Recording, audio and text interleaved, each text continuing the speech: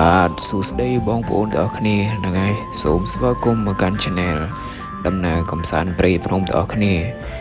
ដូចអ្នកទាំងអស់គ្នាឃើញតាំងពីក្បាលវីដេអូមិញហ្នឹងខ្ញុំមកស្រោចទឹកហ្នឹងហើយមកស្រោចទឹកដើម្បីបំបត្តិកាត់ភាពចង្រៃខ្លះហ្នឹងហើយព្រៃជីវិតយើងនេះវាមានឡើងមានចុះអញ្ចឹងណាបងប្អូនបាទ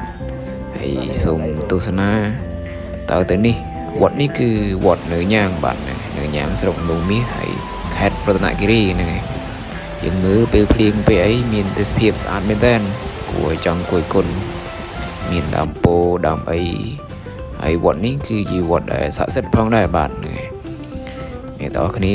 ធ្លាប់មើលធ្លាប់មកអីអត់ខុសទេតែអ្នកធ្លាប់មកហើយមានផ្កាមានអីអូថ្ងៃនេះភ្លៀងធ្លាក់ជោគជាប់អស់ហើយអង្គុយគុណភ្លៀងមើលផ្កាមានន័យមែនជីវិតហ្នឹងហើយសូមអ្នកទាំងអស់គ្នាទស្សនាដូចតទៅនេះសូមអរគុណ